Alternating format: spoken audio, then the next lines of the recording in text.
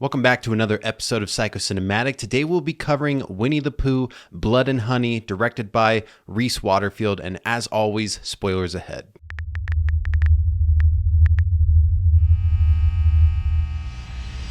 Let me preface this by saying that when I review movies, I try to be as respectful as possible because I have the utmost respect for teams that can come together and create a good film, or just a film in general, because there's a ton of moving pieces. But at the same time, I want to be honest, and filmmaking is art, and art makes you feel emotions. And, with all that being said, I can't pass up on this little joke.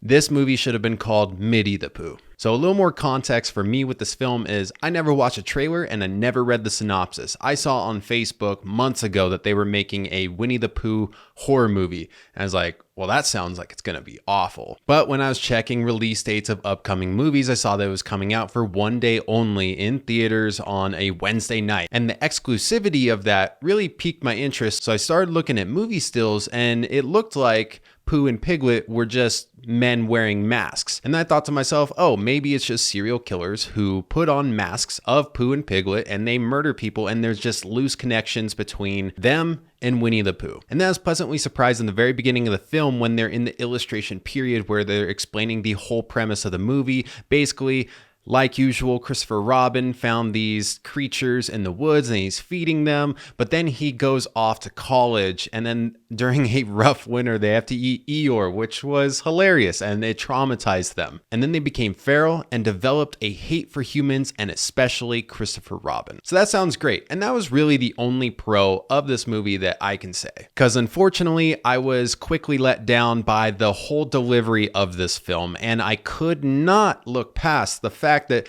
the masks look good, except for the fact that you can tell they're totally masks. Like, they look good in the fact that it kind of looks like skin up close. The way they move looks good, but they're so thick in the back that you can clearly see that the end of the mask is being covered up by like Winnie the Pooh's collar, and so it just looks so ridiculous. The film was a slasher, but teetered on being a horror comedy the entire time. There were plenty of lines that were kind of funny that reminded me of the Scary Movie franchise, but they weren't delivered as well. It was as if they thought, hey, a horror comedy sounds like a good idea, but then they didn't dive fully into it, so it came across as awkward. It was hard to tell when they want me to take it seriously and then when they want me to laugh. And then there's a million scenes in this movie that are just way too long and just drawn out. It was ridiculous. Like, starting from the very beginning when Pooh and Piglet are approaching Christopher Robin and we think that they're gonna kill him and he's crying, begging for his life, and it lasts for like, I don't know, 30,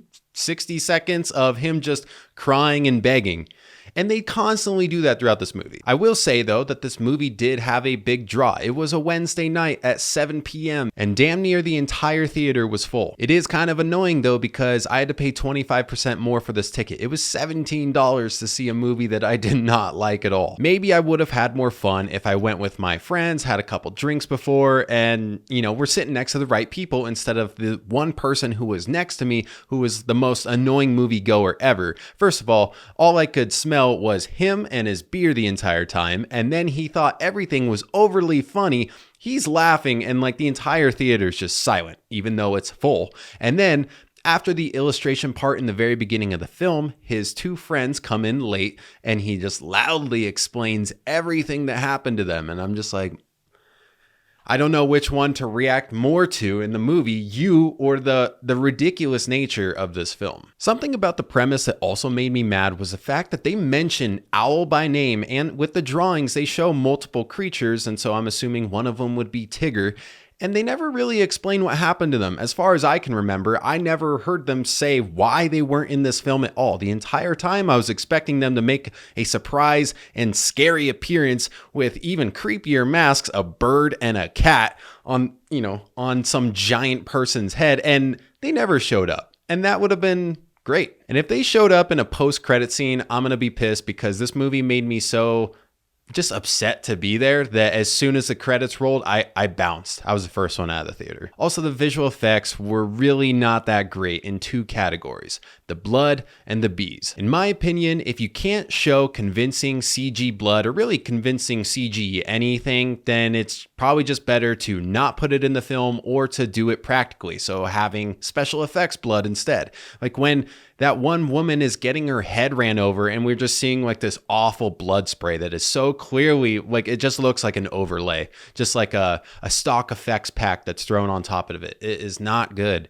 And then the bees, completely unnecessary. The first time I saw the bees on screen, I was like, what is that? And then Pooh used it like maybe 2 more times in the movie. It was just so dumb.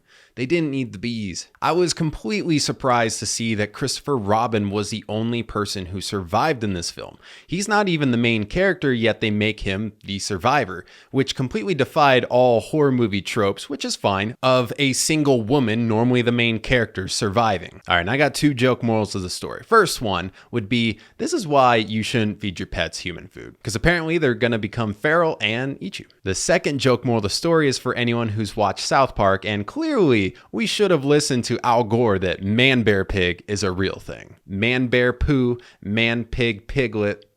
Also, this makes me think of Toy Story 3 when I believe Andy goes off to college and then the toys are left to like fend for themselves or whatever. Someone could easily turn that into a horror story too, just like they did with Winnie the Pooh. Should they? Probably not. I do appreciate that Rhys Waterfield did take a risk and he tried something new, making a Winnie the Pooh slasher film. I just wish they would have either went full Winnie the Pooh, not just a mask like a full CG Winnie the Pooh, or a prosthetic Winnie the Pooh like the Grinch, or they went the other route where it is just serial killers who wear masks that just have loose ties to Winnie the Pooh, and they're not actually hybrid creatures. Overall, I'll give this movie a 4 out of 10. Also, I put on my Instagram asking if anyone had any questions about this film, and someone asked me, is this better or worse of a Winnie the Pooh movie than the movie Christopher Robin? And unfortunately, I've never actually seen Christopher Robin, but I guarantee you there's no way that movie is worse than Winnie the Pooh, Blood and Honey. And finally, if you feel like supporting the podcast, you can purchase your own psychocinematic shirt. It's minimal on the front, and then on the back is the podcast cover art. The shirts are nice and form-fitting. I'm 6'2", and this is a large, and it makes me look